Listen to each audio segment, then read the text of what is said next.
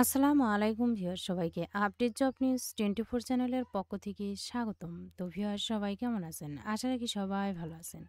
আজকে আমি যে বিষয়টি আলোচনা করব এটা হলো 18তম শিক্ষক নিবন্ধনের চূড়ান্ত ফলাফল কবে প্রকাশ করা হবে। এ সম্পর্কে ভিডিওতে আমি বিস্তারিত বলে দেওয়ার চেষ্টা করব। তবে ভিডিওটি শুরু করার আগে আপনাদের কাছে একটা রিকোয়েস্ট থাকবে। আপনি যদি এই চ্যানেলে নতুন হয়ে থাকেন তাহলে প্লিজ সাবস্ক্রাইব করবেন এবং পাশে থাকা যে বেল আইকনটি রয়েছে তাতে অলে ক্লিক দিয়ে রাখবেন। তো চলুন দেখি ১৭তম সমস্যার সমাধানের আগে ১৮তমের ফল প্রকাশ করতে দেবেন না নিবন্ধনধারীরা। এটা প্রকাশ হয়েছে ৩রা জুন ২০২৫ দ্য ডেইলি ক্যাম্পাস নিউজে।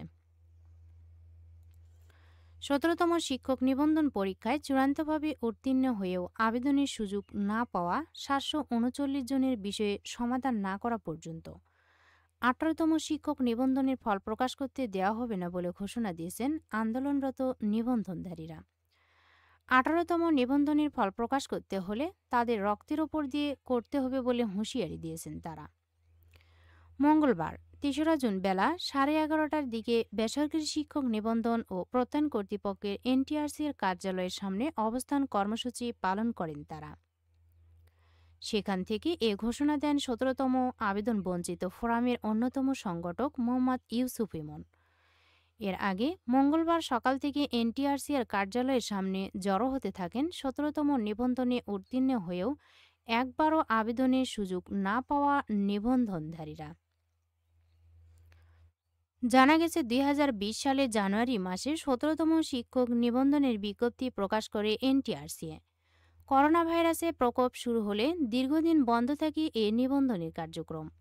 পরবর্তীতে প্রিলি, রিটেন এবং ভাইবা শেষ করে ২০২৩ সালের ডিসেম্বর মাসে ১৭তম নিবন্ধনের চূড়ান্ত ফল প্রকাশ করা হয়। ভুক্তভোগী নিবন্ধনধারীদের অভিযোগ, ১ বছরের নিবন্ধন পরীক্ষা শেষ করতে ৪ বছর লেগেছে। এর ফলে তাদের অনেকের বয়স শেষ হয়ে গেছে। বিষয়টি নিয়ে হাইকোর্টের রায় রয়েছে। আইন মন্ত্রণালয়ের মতামত পাওয়ার পরও তাদের আবেদনের সুযোগ দেওয়া হচ্ছে না। সেজন্য আজ তারা এনটিআরসি এর কার্যালয় অবরোধ করেছেন। তো ভিউয়ার্স, ১৭তম নিবন্ধনধারী যেসব প্রার্থীরা বাদ পড়েছেন তারা কিন্তু বলছেন যে আমাদের এই দাবি না মানা হলে ১৮তম নিবন্ধনের ফল প্রকাশ করতে দেওয়া হবে না।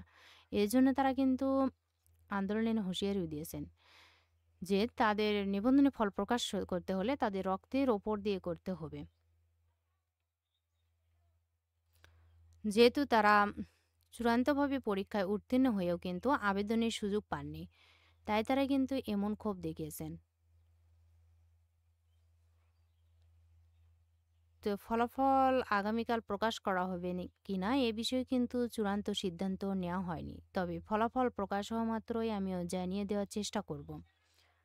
সকল পরীক্ষার্থীর জন্য রইল অনেক অনেক শুভকামনা। সবাই ভালো থাকবেন, সুস্থ থাকবেন। আবারও দেখা হবে নতুন কোনো ভিডিওতে। আজকের মতো এ পর্যন্তই। আসসালামু আলাইকুম।